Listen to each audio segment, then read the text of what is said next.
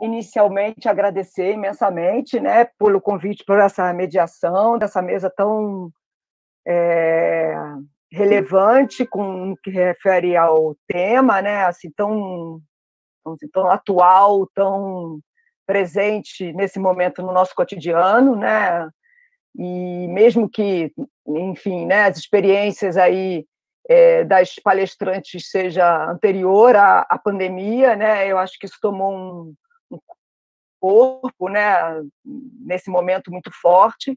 Então, acho que é o tema, né, ou pelo menos um deles, né, um dos grandes temas do momento. Então, acho que a mesa é muito oportuna, as pessoas convidadas, a Andréia Costa, do Museu Nacional, que será a primeira a falar, a Frieda Maria Marti, do Museu também Nacional, né, e a Luciana Martins, da Percebe. Então, as falas vão ser nessa ordem, né, já aproveito para dizer isso, e parabenizar aí as três, que são três especialistas,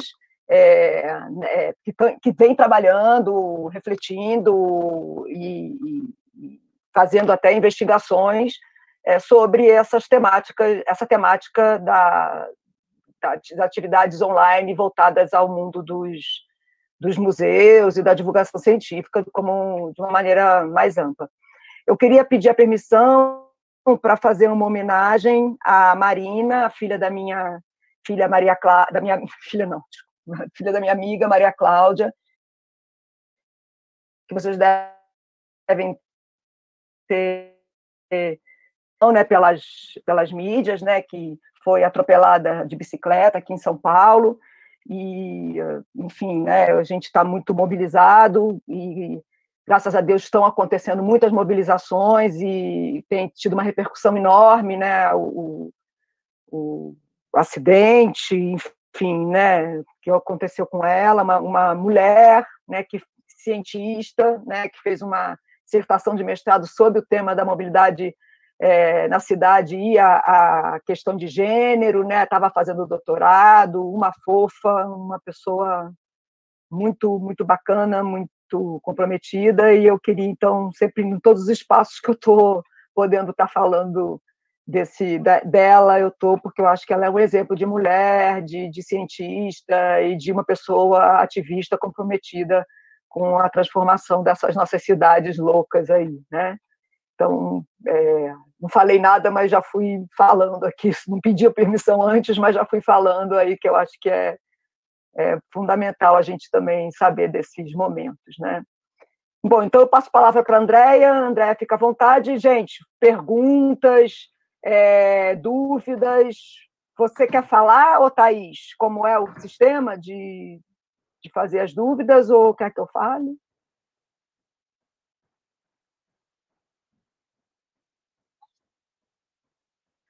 Porque, na verdade, eu também não conheço muito, mas a Thaís explicou para a gente que onde estão esses quadradinhos aqui no Meet, escrito atividades, tem um link de, sei lá, um ícone aqui, não sei como é que chama isso, mas perguntas e respostas. A gente entra aqui, por esse mecanismo que as pessoas podem fazer as perguntas para os palestrantes, né? Pode fazer no chat também, mas de preferência aqui no Perguntas e Respostas, porque aí fica mais organizado. Então é isso. Pode falar, Andréia.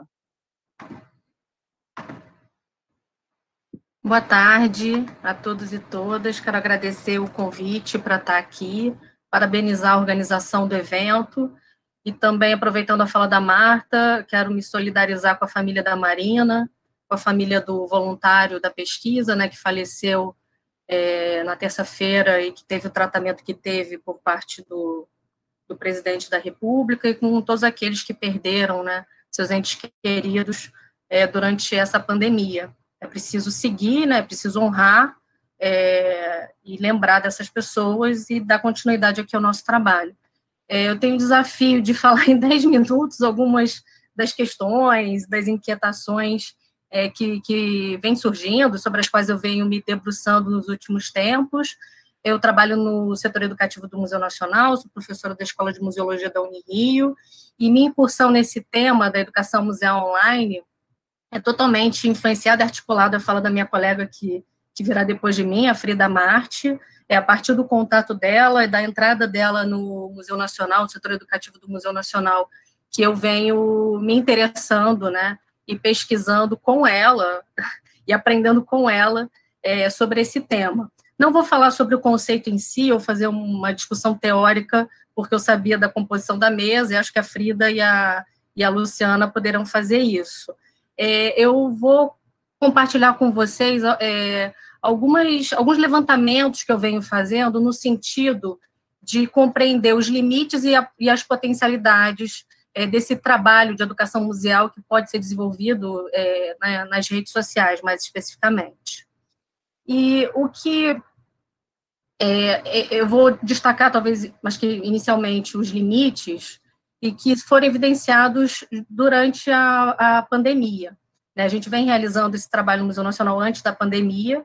Eu venho percebendo já há algum tempo, principalmente antes da pandemia, uma resistência a essa discussão, um espaço talvez não tão grande quanto a gente está tendo agora para debater esse tema. E o que a gente pode ver é que, com a pandemia, 48% das instituições no mundo, né, intensificaram suas ações nas mídias sociais, ou seja, essa intensificação está relacionada à pandemia. A pandemia também revelou o baixo investimento dos museus pelo mundo, no que diz respeito à sua atuação nas redes sociais, nas ações digitais.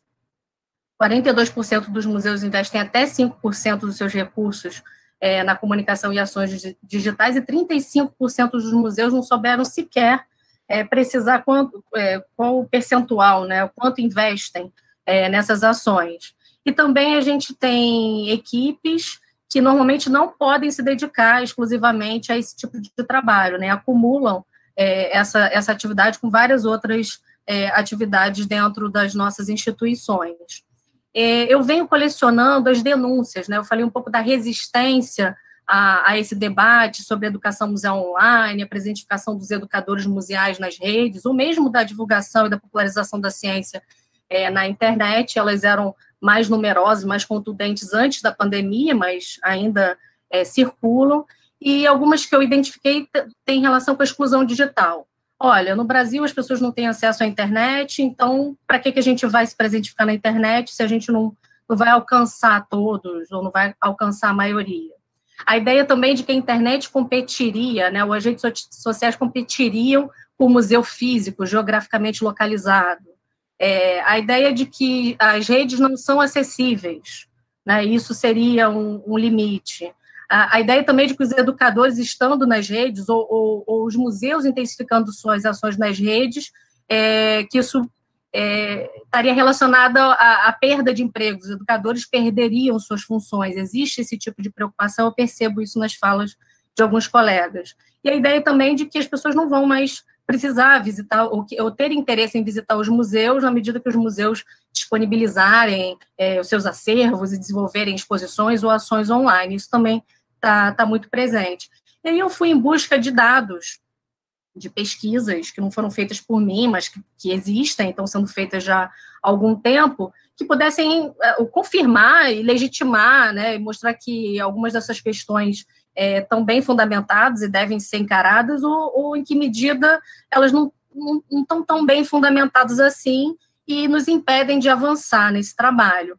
Então, vou trazer aqui rapidamente alguns dados, né, do IBGE 2018, que 79,1% dos domicílios brasileiros têm acesso à internet. Existe uma diferença entre o meio urbano e rural, mas essa diferença está ficando menor.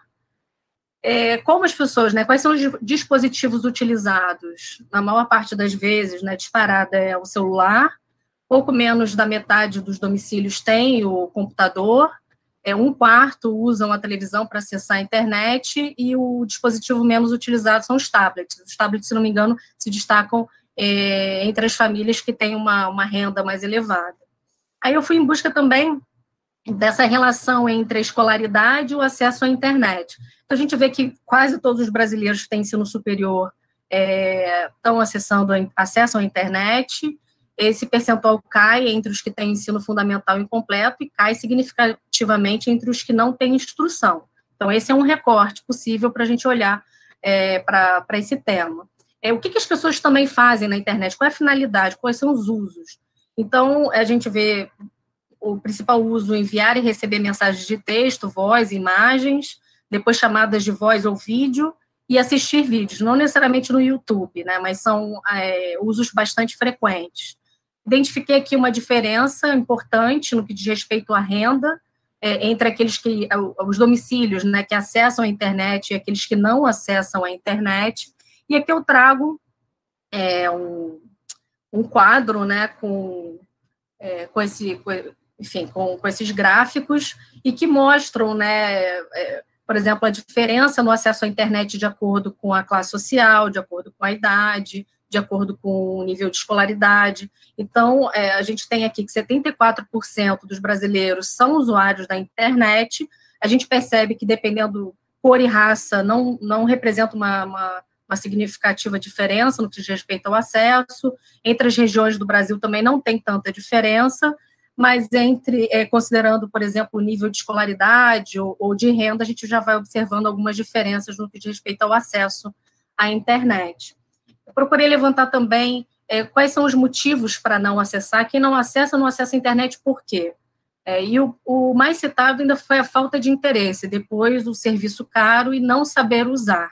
É claro que no meio rural, não ter disponível a internet internet foi bastante citado também. Fui em busca também do uso, mais especificamente, não só da internet, mas das redes sociais.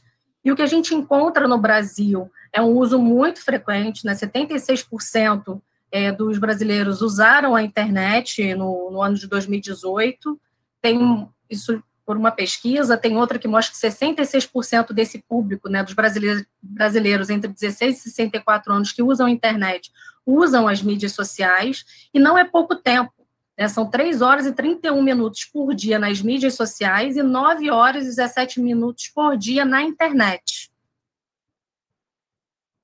Aí eu fui em busca das mídias mais utilizadas, os resultados estão aí, né? Primeiro o YouTube, depois o Face, depois o WhatsApp, Instagram, TikTok, Twitter, depois TikTok. Talvez no próximo ano a gente encontre um percentual maior para o TikTok, que está, pelo menos aqui no Brasil, acho que chegou mais recentemente. Um outro dado que eu fui buscar também é sobre o uso da internet para acessar informações, como fonte de informação sobre ciência. E o que a pesquisa do CGE vem identificando é que a internet, né, ultrapassou a televisão como uma fonte frequente, né, de acesso a informações sobre ciência e tecnologia entre os brasileiros. Só que aí, como a gente está discutindo educação museal, e a ideia como educadora museal, eu quero saber com quem eu vou falar, né? Me presentificando na internet, a quem eu me dirijo, com quem eu posso estabelecer um diálogo. Então, é interessante a gente também olhar sobre o acesso aos museus no Brasil. Né? O que a gente tem é que 75% das cidades brasileiras não possuem museus, eles estão altamente concentrados nas regiões sul e sudeste, a oferta de museus no Brasil por habitante é baixa. Tem uma pesquisa feita em 12 capitais brasileiras que mostrou que 30%, aí eu vou generalizar para brasileiros, mas na verdade são moradores de 12 capitais brasileiras, nunca visitaram um museu, uma exposição. Oi? Na verdade, faltam 20 segundos, tá? Marta, mas você não me avisou. Eu sei, é porque passou tão rápido que nem eu percebi. Ah, então, mas me dá mais uns 2 minutinhos, então, porque senão... Sim, tudo bem, tranquilo. 39% visitaram o museu de exposição há mais de um ano, ou seja, a gente tem uma parcela importante da população que ou não visita museu, nunca visitou, ou não tem o hábito, né, de visitar museu. Quando a gente vai comparar o perfil, né, dos museus com aqueles que acessam a internet, a gente vê que a internet é menos excludente do que os museus, né? Porque se a gente vê, 57% dos que têm ensino superior no Brasil visitam museus e 97% acessam a internet. Né? 26% dos que têm ensino médio visitam museus e 89% acessam a internet. Né? Quem tem ensino fundamental, 17% visita museu e 60% acessam a internet. E essa diferença, né, eu fui fazendo a comparação de acordo com cor, raça e renda, a gente percebe que o acesso à internet no Brasil é muito maior do que o acesso aos museus. né? Considerando aquela preocupação, se a gente tiver na internet, as pessoas não vão mais visitar os museus geograficamente localizados. O que as pesquisas mostram é que quem mais acessa a internet é quem mais visita museus. Então, a princípio, não existe nenhuma evidência de que acessar a internet desestimula, né, a realização de determinadas práticas culturais, entre elas a visita aos museus.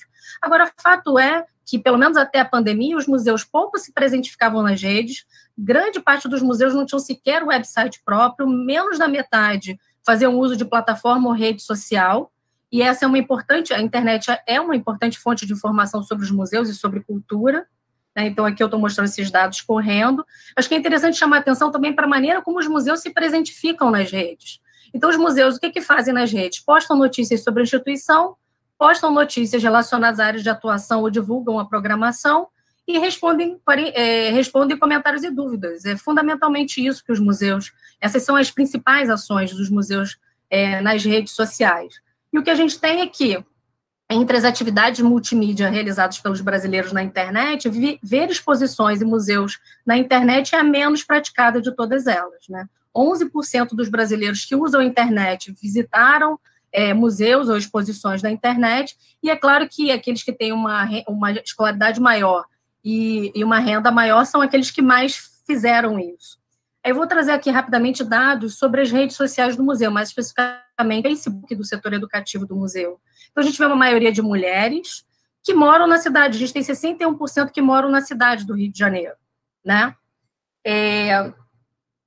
Tem uma pesquisa que eu e a Frida estamos fazendo e a gente vê o quê? 51% dos nossos seguidores têm pós-graduação, 43% têm uma renda de 3 a 10 salários mínimos, 86% já visitaram o museu, 73% seguem outros museus. Então, a gente está falando com uma maioria que vive na cidade, que o próprio museu se insere, está falando com uma maioria com nível de escolaridade elevado, acima da média da população de referência, que já visitou, inclusive, a instituição. E agora, para fechar, eu vou trazer algumas questões, né? Eu vou tentar fazer algumas denúncias e alguns anúncios.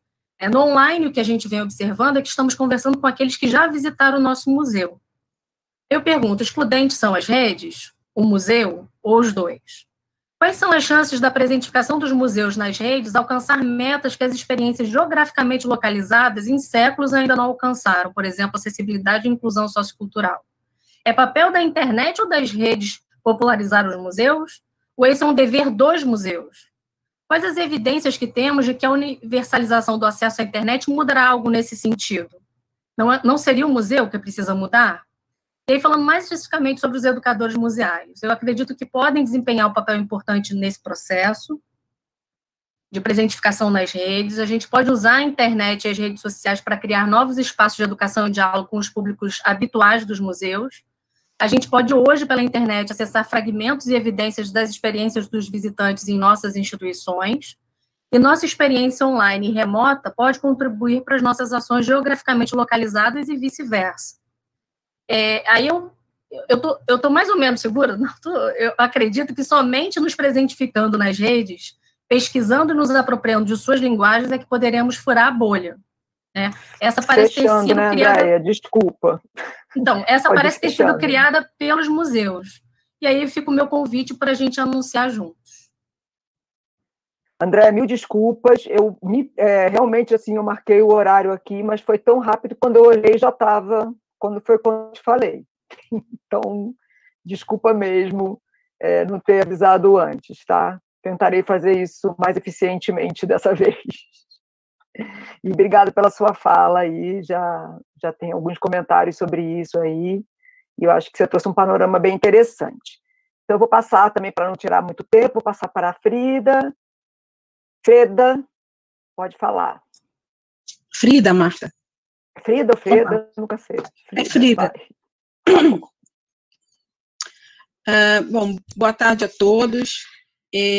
Meu nome é Frida, eu sou doutoranda do Programa de Pós-Graduação em Educação da UERJ, o PROPED, sou professora colaboradora e educadora museal da SAI, e venho aqui conversar um pouquinho, queria agradecer, né, ao convite, queria agradecer à comissão organizadora, aos participantes, à mesa, e agradecer também ao nome dado à mesa, porque o nome é um conceito que eu venho desenvolvendo, venho forjando com a minha pesquisa de doutorado, e é um tema que muito me interessa. Eu pesquiso, faço parte do grupo de pesquisa Docência e Cibercultura da Rural agora, junto com a professora Edmeia Santos. Então, cibercultura e educação museal são temas que vêm me interessando desde o momento que eu começo a fazer a colaboração com o setor educativo. Bom,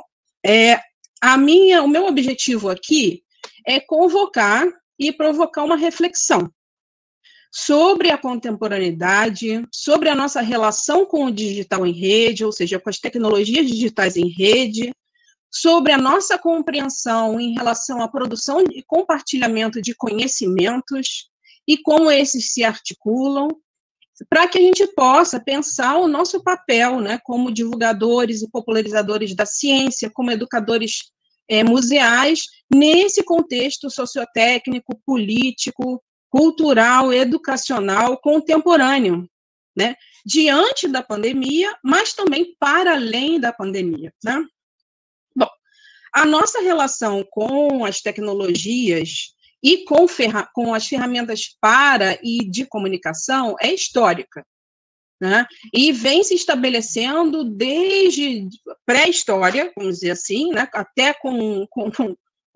a partir da nossa necessidade, a partir da nossa característica principal, que é a produção de linguagem, né? E a partir da gradativa introdução histórica de novos meios de produção, armazenamento, transmissão e recepção de signos no veio da vida social.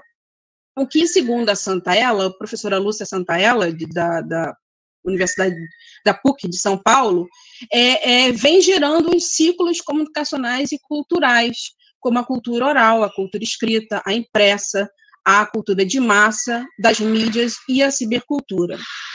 O que a Santaella caracteriza como eras culturais.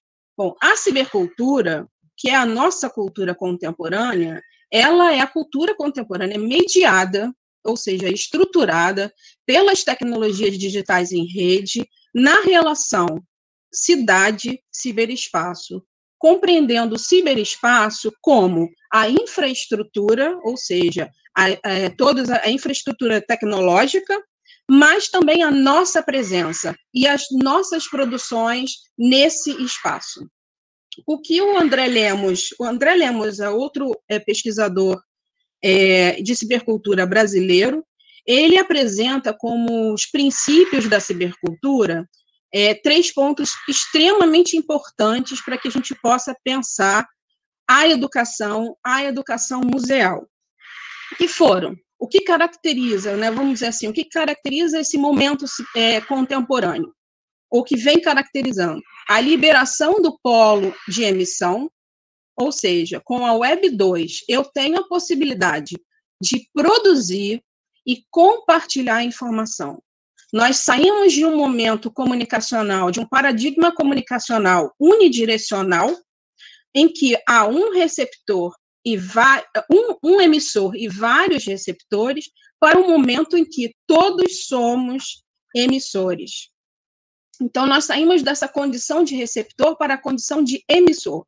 Isso é fundamental para pensar a educação e a popularização da ciência, educação museal e popularização da ciência.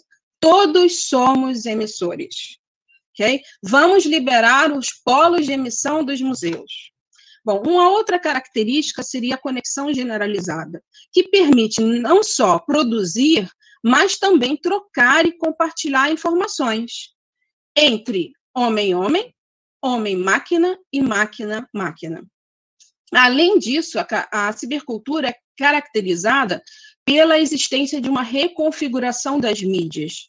E o que é isso? A alternância entre práticas e modelos midiáticos massivos e pós-massivos.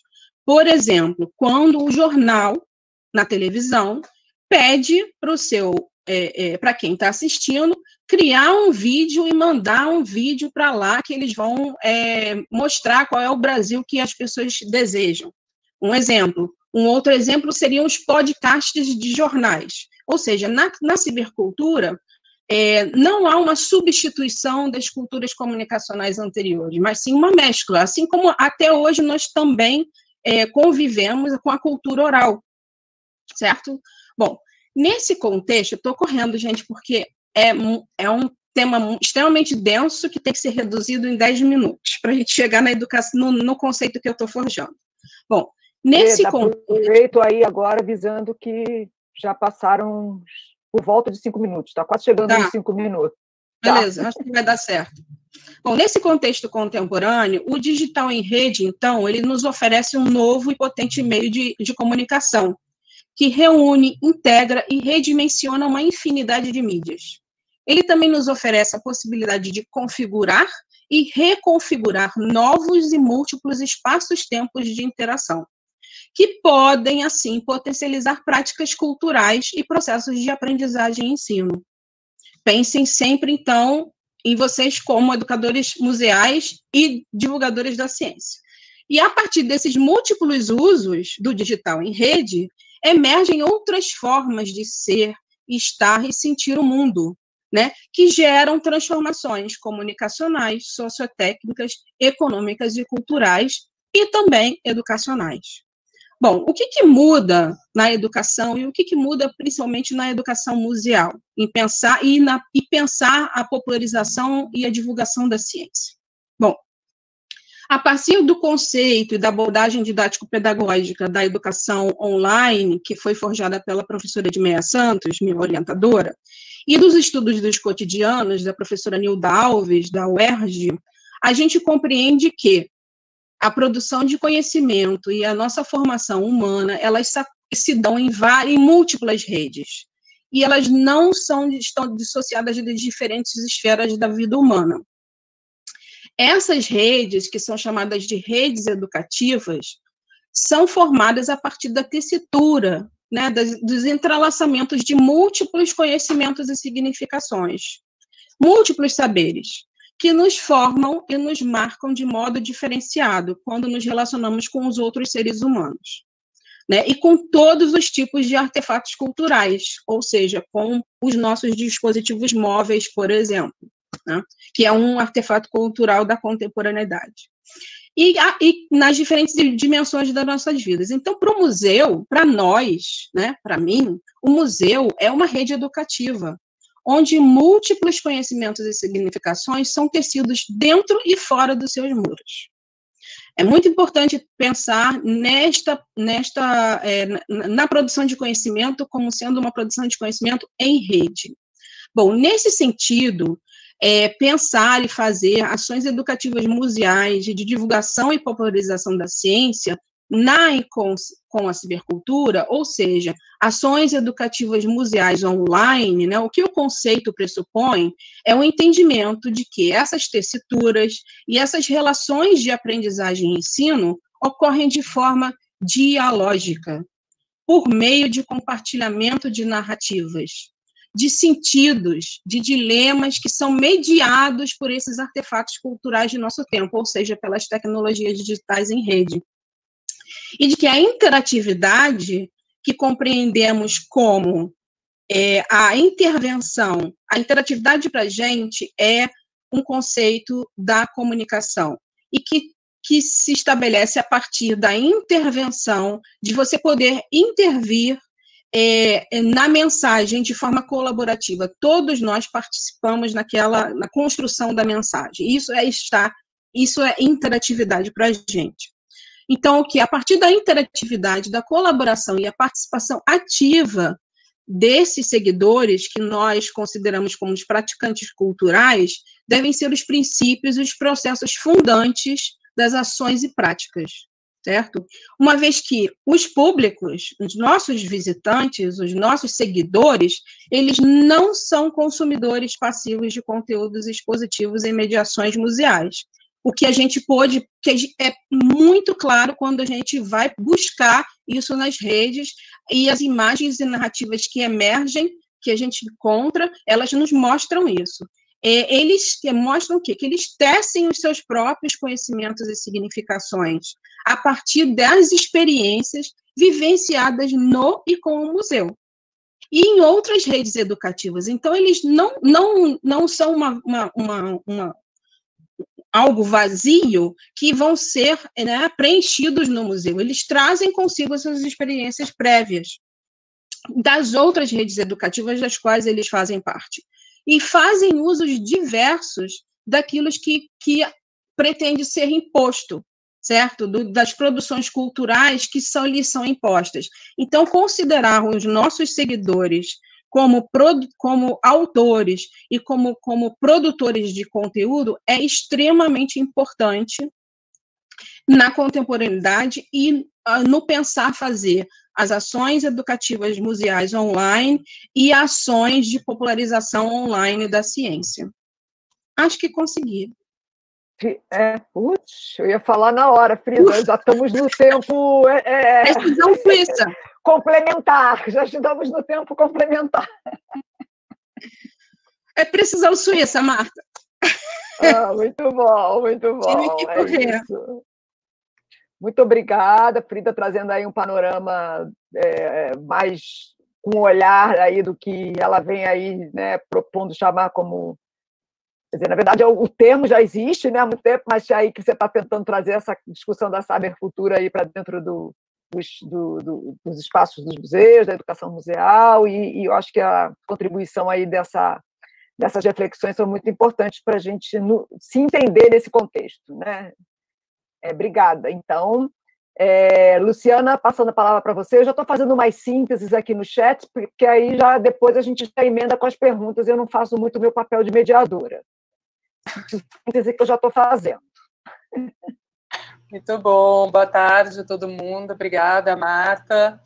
Queria começar também agradecendo o convite e falar da alegria que é participar dessa mesa para discutir um assunto que me interessa tanto, com pessoas que também estão estudando e se interessando por isso, e acho que mostra um pouco como essa dimensão, né, do online, do digital, ela tem, de certa maneira, incomodado e trazido um motivo importante de reflexão para a prática educacional dentro dos museus, né? Então, muito feliz de estar aqui com a Andréia, com a Frida.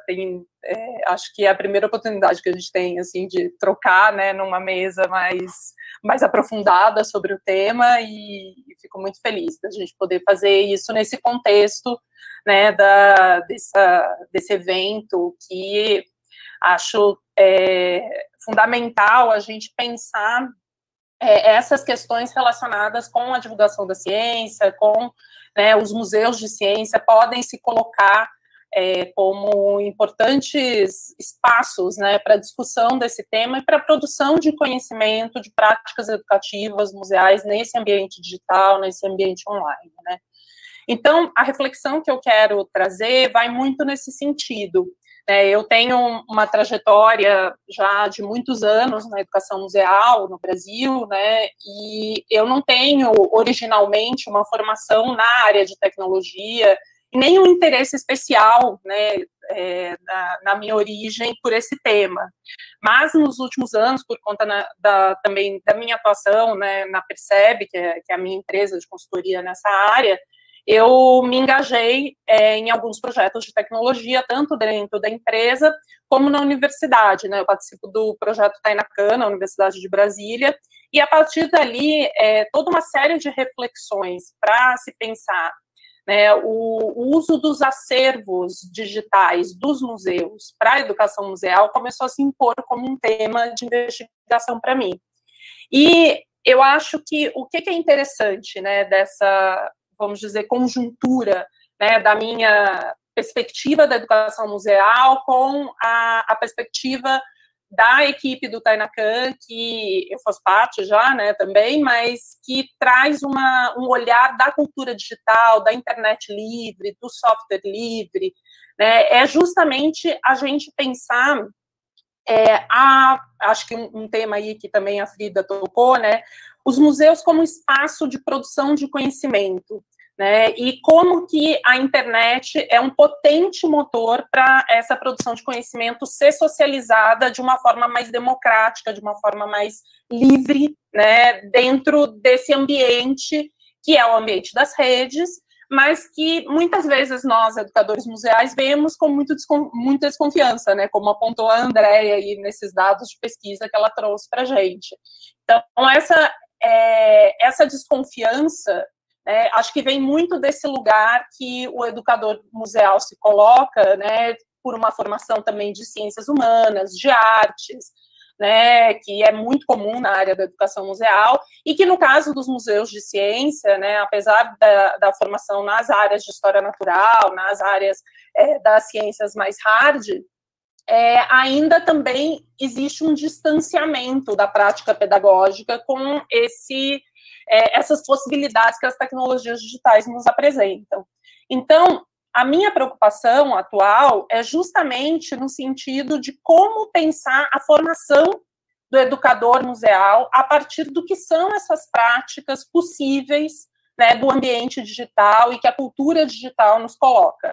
Né? E eu acho que tem aí uma necessidade de uma apropriação de determinados conhecimentos, de uma perspectiva que eu chamaria da perspectiva da informação livre. Então, que é muito essa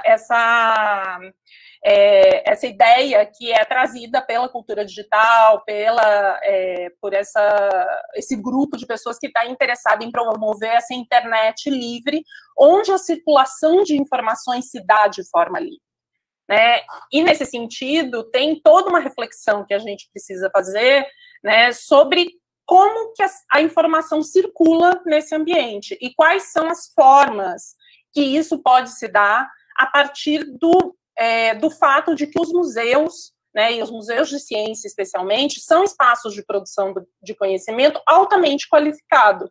Então, como que a gente faz para essa informação circular livremente e qual que é o papel do educador museal nesse contexto? Né? Eu acho que, então, tem uma justificativa, obviamente, né, que se coloque, que eu acho que é uma premissa dessa mesa, da importância do papel da educação museal no ambiente da internet, justamente para fazer essa informação circular livremente, e acho que tem uma ideia que é pensar que essas novas práticas que a internet possibilita, elas são práticas que precisam ser incorporadas e precisam ser aprendidas. Né? A gente precisa entender o que é o possível da internet para poder estabelecer boas práticas. Não basta a gente reproduzir aquilo que a gente faz no ambiente presencial, né, para o mundo da internet, achar que isso é essa educação museal que realmente se aproveita da potencialidade do digital e da potencialidade da cultura digital. Né? Então, eu acho que tem 3 elementos que eu gostaria de trazer, né, que são importantes para pensar o papel do educador museal, né, nesse ambiente da internet. O primeiro deles é pensar que o educador museal é aquele que estabelece as conexões. Né? Então, a gente tem um dos princípios da web, é justamente a possibilidade de eu ter essa profusão de links, né? Essa profusão dessas URLs e desses links, né? E isso, no caso dos acervos digitais, né, que são a base da informação dos museus, é justamente a possibilidade de eu poder compartilhar esses links, né? De eu poder estabelecer conexões entre esses links, que são links informacionais sobre o acervo do museu. Então, se o acervo está digitalizado de uma forma estruturada, né, ou seja, uma forma que é passível de ser lida por máquina e uma forma que é passível de eu compartilhar, o educador tem um papel justamente de ser a pessoa que vai estabelecer essa conexão desses links, ou seja, que vai propor curadorias educacionais a partir desses acervos digitais estruturados na internet. Então, esse é um primeiro ponto, e eu acho que é um primeiro saber que o educador museal tem que ter nesse novo ambiente digital. Um segundo ponto é a capacidade... Só para avisar, 3 minutos, tá? Faltam 3 minutos. Tá bom. Então, o segundo ponto é a capacidade de sintetizar as informações. Né? A gente vive essa verdadeira infomaré, né? Ou seja, essa quantidade, essa profusão de informações enorme. Então, o papel do educador museal nesse ambiente digital também é o de ser a pessoa que vai fazer sínteses e vai fazer propostas de olhar sobre esses acervos, sobre essas informações do museu, nesse ambiente digital, e vai propor essas sínteses para o seu público. Ou seja, vai propor exposições digitais, atividades digitais em cima desses acervos, para que esses acervos e essas sínteses possam ser compreendidas pelo público. Ou seja, é o mesmo papel que ele tem no ambiente presencial, mas ele é potencializado a partir dessas possibilidades dos acervos digitais. E um terceiro ponto, que eu acho que é o que talvez faça mais sentido para nós, educadores, né, museais, é a potencialidade do engajamento, né, é a proposição do engajamento. Então, acho que essa perspectiva que a Frida comentou, né, da formação das redes, né, é justamente isso que é o potencial do educador dar voz ao seu público, ou seja, todas aquelas perspectivas que a gente tem ideológicas, né, do público fazendo a curadoria, do público propondo leituras sobre o acervo, do público propiciando novos olhares sobre o acervo e até incorporando e aprimorando, por exemplo, a documentação que é feita sobre os acervos, tudo isso é possível no ambiente digital. E é papel do educador justamente estabelecer essas possibilidades de engajamento. É claro que tudo isso pressupõe uma perspectiva do museu ter os seus acervos digitalizados e ter possibilidades de fazer essa informação circular livremente nas redes. Então, tem aí toda uma dificuldade que a gente sabe que existe nas instituições museais em conseguir digitalizar os seus acervos e ter o que é, vamos dizer, a base do conhecimento produzido por essas instituições disponível para a proposição desses olhares educacionais. Então, a questão que nos coloca agora, que eu acho que é o que eu gostaria de deixar aqui como uma reflexão, é pensar como é que a formação do educador museal tem que se dar nesse ambiente digital. Como é que esse novo profissional vai estabelecer essas práticas curatoriais educacionais nesse ambiente, e quais são os saberes que ele tem que ter para ele conseguir fazer isso de uma forma adequada e de uma forma que leve em consideração aquilo que é o específico do digital, que não é a mera reprodução das práticas presenciais para o ambiente digital, mas que é realmente usar o que é o potencial das redes, usar as possibilidades de articulação e de circulação da informação na rede, para que essas práticas realmente reflitam aquilo que é o digital e não simplesmente uma colocação de práticas que não fazem sentido nesse ambiente, né? Que não se aproveitam desse potencial. Então, acho que tem aí um desarmar, né, do educador museal de se apropriar desses conhecimentos e uma perspectiva nova de formação e de práticas educacionais que merece, né, ser investigada, ser pensada e fazer parte dessa formação. E acho que era isso que eu tinha para falar, Marta. Obrigada. Você já estava no minuto... Extra. Fomos britânicas, 2 minutinhos extras, 3 minutinhos extras aí para cada uma, né? Então, assim, a gente tem aí quase que uns 16 minutos de debate, né? De perguntas. Estou imaginando que esse tempo é bem, vamos dizer assim, limitante, mas aí se os organizadores liberarem a gente conversar mais um pouquinho, eu estou podendo. Então, só para deixar avisado. Nós temos aqui uma pergunta que foi feita no chat pelo Diego, que resumidamente perguntando aí para a Luciana o que são os acervos no ambiente digital, né, qual o significado do conceito, se é uma transposição, se é uma nova categoria, né? A própria Frida fez alguns comentários, né, sobre essa questão aí da promoção dessas conexões, né, e liberação da emissão da informação, né? Depois temos aqui várias perguntas, porque eu tinha visto agora mesmo, não tinha nada, agora já tem um monte das perguntas aqui, né? Bom, vou tentar fazer uma selecionada, porque senão eu vou levar o tempo todo aqui só falando das perguntas, né? Bom, o André coloca aqui dos pontos negativos da internet para a disseminação dos museus, então ele pede para comentar um pouco isso, principalmente nesse público que nasceu nessa geração já do século XXI.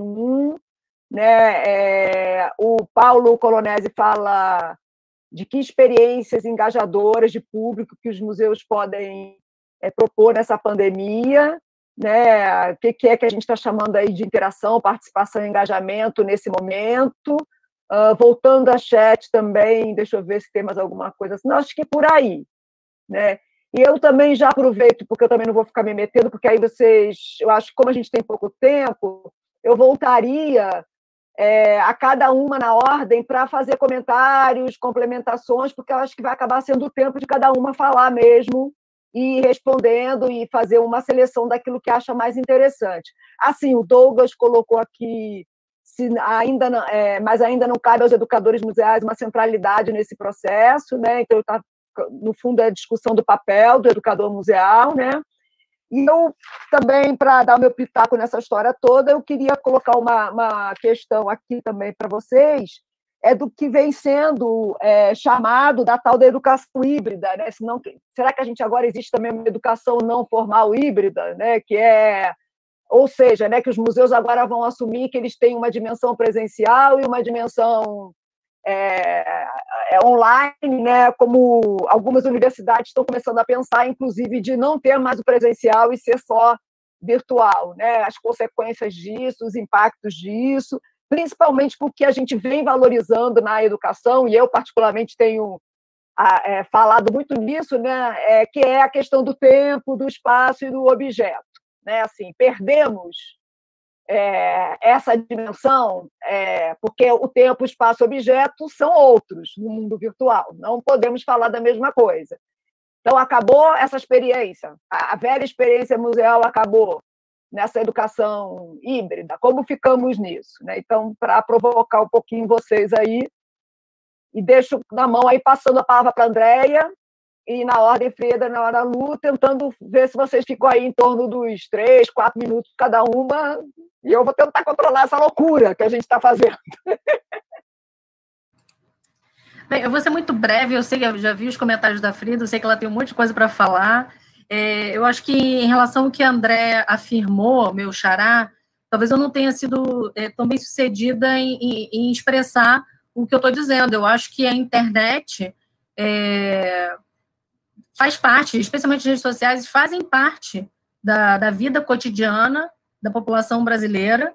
Não estou minimizando, o acesso não é universal, e eu acho que cabe também aos museus, né, lutar pela construção de políticas públicas, né, para a realização para a criação, né, de políticas e de projetos que possam garantir esse acesso à internet, que já é entendido como um direito humano, né? Então, eu acho que a gente tem que discutir isso, sim. Só que eu quis mostrar que se a gente, por meio das redes sociais, fala com poucos e fala com os mesmos, isso talvez seja muito mais efeito do caráter excludente dos museus ainda no Brasil do que propriamente da internet. Então, se a gente olha para a frequência com a qual os brasileiros usam a internet, mesmo aqueles menos escolarizados, que, claro, não são a maioria, mas fazem uso, aqueles com uma renda baixa, mas que fazem uso da internet, a gente vê que tem muita gente que não vai aos museus e que está na internet, um público que a gente poderia alcançar. Agora, para isso, a gente tem que rever radicalmente a maneira como os museus geograficamente localizados se relacionam com o território, com a cidade, com a população, e também rever como os museus se presentificam na internet. Né? Então, eu acho que discutir educação museal online, discutir essa interface museu e cibercultura, é muito mais do que reforçar o papel do museu enquanto espaço de construção do conhecimento. Isso já está muito consolidado. Eu acho que, na verdade, é chamar o público para reconhecer o quanto ele tem de conhecimento, é abrir um museu para que esse conhecimento que circula na sociedade dialogue com o conhecimento que é produzido por essa instituição. Então, eu acho que esse é o papel das redes sociais, e eu acho que esse é o papel do educador museal. Quando a gente olha para os princípios da educação online, e a gente olha para a concepção de educação museal online que a gente tem, educação museal e de educação museal online que a Frida vem forjando, esse conceito que vem sendo discutido aqui, a gente vê que dentro do museu, os profissionais que mais praticam, né, essa relação dialógica são os educadores museais. Né? Então, a gente tem que parar com essa ideia de que a gente não trabalha com comunicação. Educação é comunicação, sim, mas nem toda comunicação é educação. Então, eu faço esse convite para que nós pensemos e repensemos a nossa formação. Eu acho que, se a gente for analisar historicamente, a atuação dos educadores surge a partir, né? O setor, por exemplo, o setor educativo do Museu Nacional, eu gosto de falar isso, foi criado junto com um salão de conferências, onde eram exibidos filmes, cinema. Então, a educação museal no Brasil se institucionaliza com a criação de um espaço para o uso de uma mídia específica, uma mídia de seu tempo de massa, de comunicação de massa. Mas a atuação dos educadores esteve desde sempre atrelada ao uso das mídias. E por que agora seria diferente?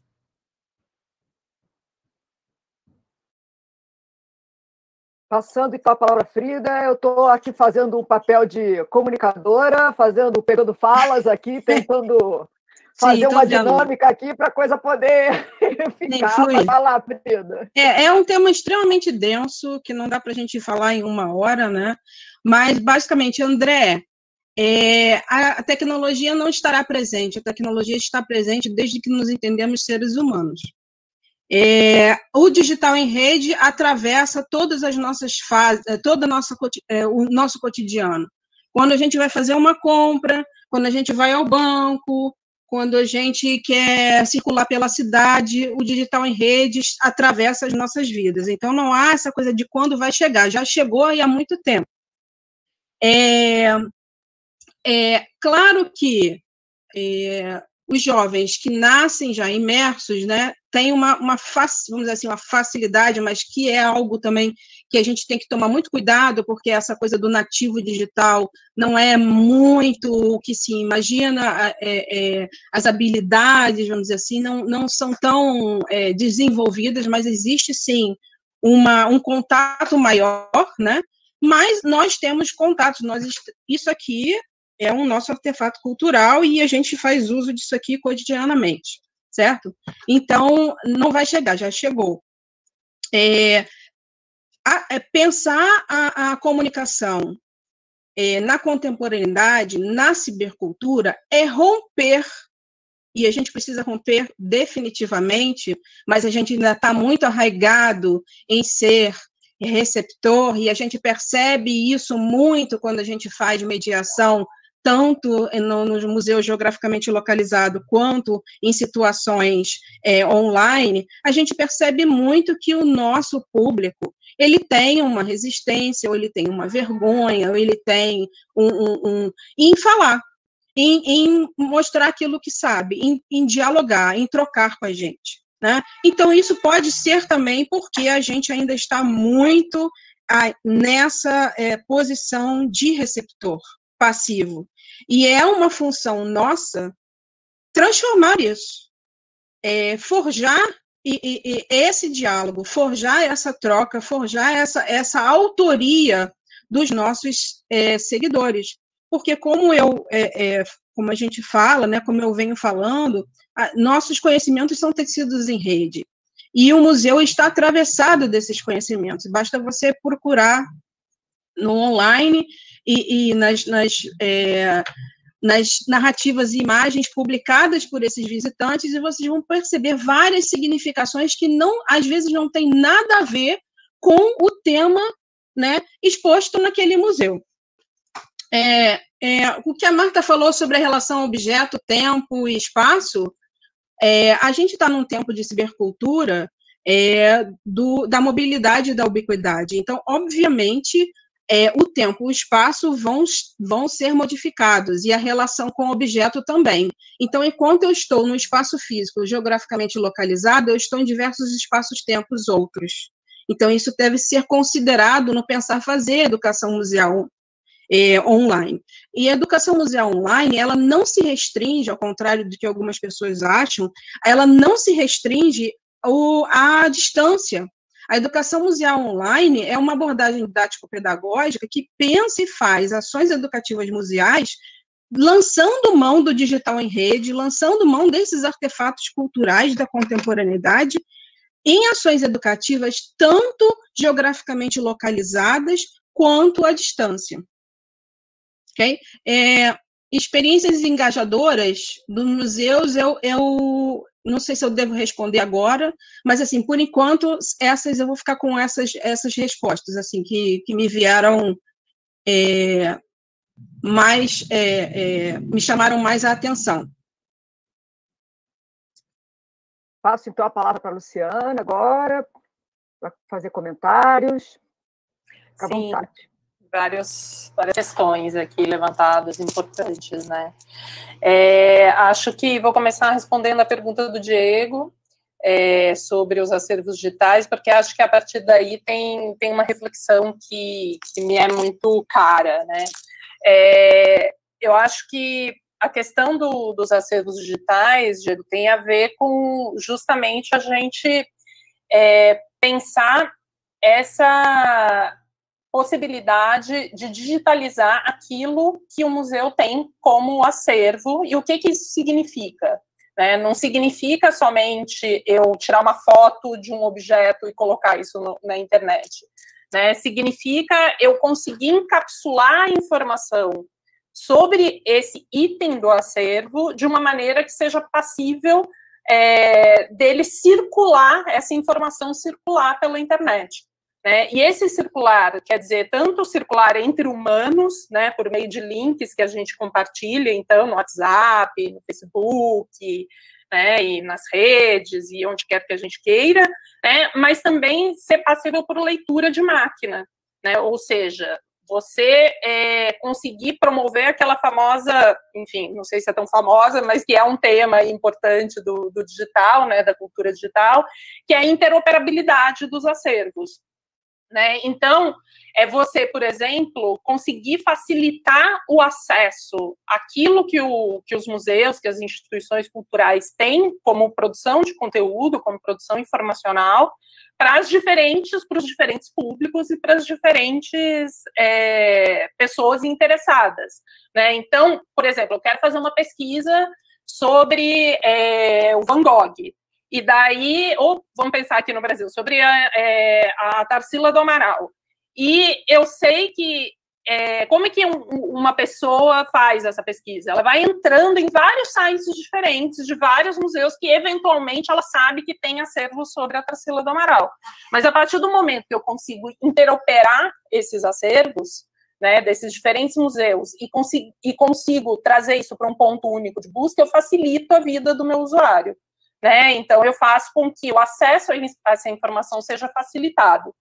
O fato do acervo digital estar, ele ser não só a imagem, né, a mídia, que pode ser um som, que pode ser um vídeo, né, aí depender da tipologia do acervo, ele não ser só essa mídia, mas ele ser as informações sobre essa mídia, e tudo isso encapsulado nesse endereço web, nessa URL, que é o nosso link.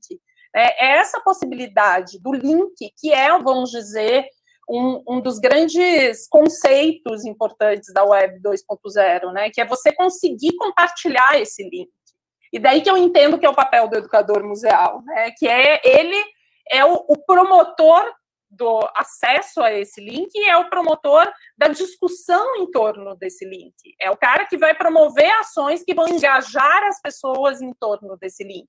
E esse engajamento, ele vai ser não só um engajamento do ponto de vista, né, como as meninas estavam aqui comentando, a Andréia e a Frida, não só do ponto de vista de receber a informação, mas de produzir informação e agregar informação a esse link. Porque essa é a possibilidade que o digital nos dá. Né? Então, acho que tem aí uma perspectiva que é pensar como que isso pode ser feito, né? Como que o educador museal se capacita para promover essas ações e para propor essas ações. Uma discussão que eu sempre faço, né,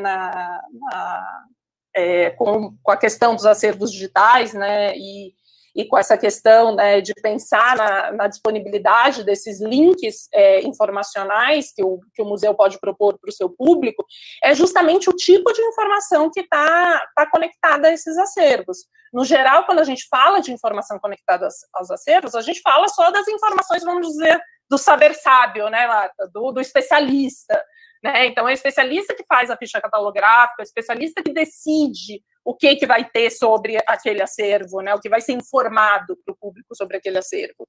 E eu acho que o digital, é isso que a Frida estava comentando, subverte essa possibilidade, né? O público, ele pode adensar essas informações sobre esse acervo. Ele pode propor novas informações em cima desse acervo, como, por exemplo, acontece nos ambientes wiki, né? Então, a wiki, ela é justamente essa rede de possibilidade de circulação livre da informação.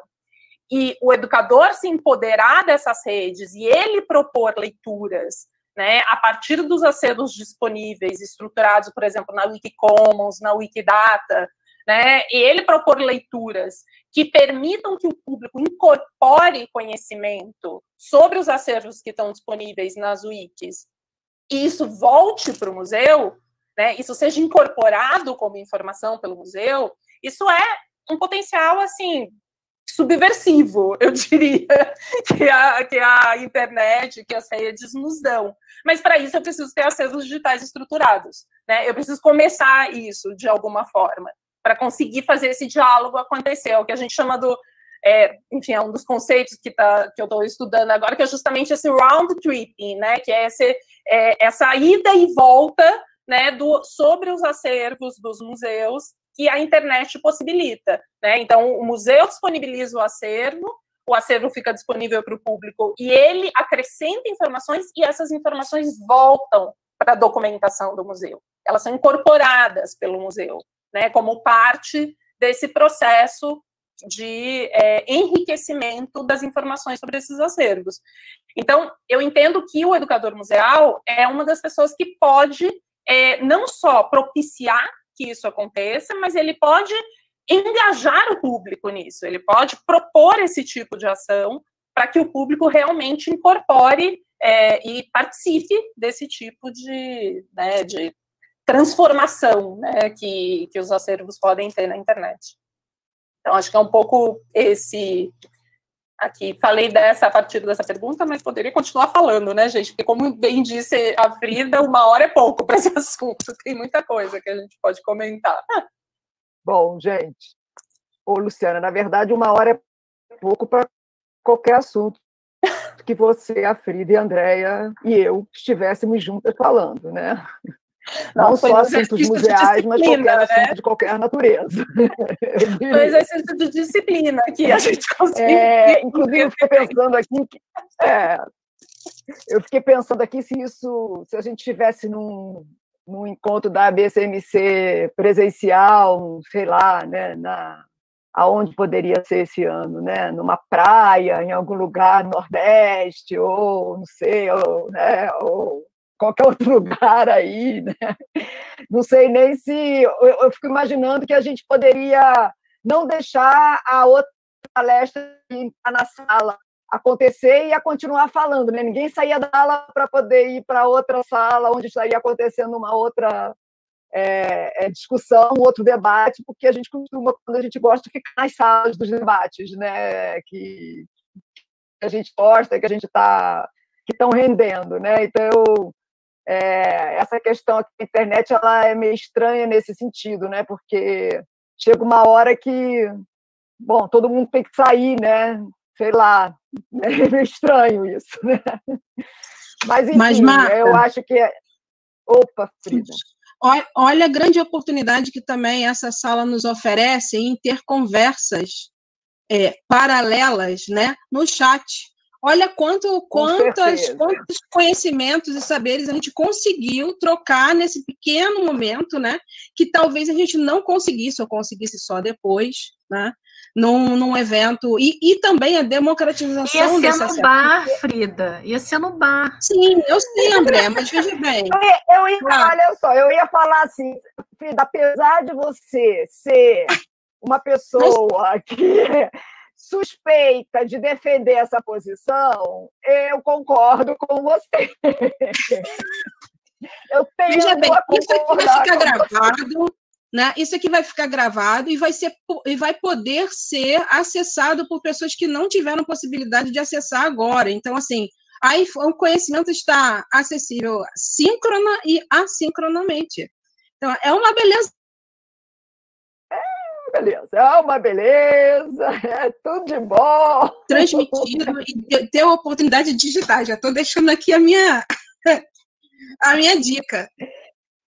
Eu tenho tempo, eu ia fazer o contraponto e mostrar todos os problemas e os impactos que isso também pode estar. Mas eu acho que está na hora da gente encerrar a mesa, porque como tudo na vida tem lado bom e lado ruim, né? Mas sem dúvida, Frida, concordo com você e acho que a gente se a gente consegue aproveitar, a gente tem tido oportunidades muito interessantes nesse momento.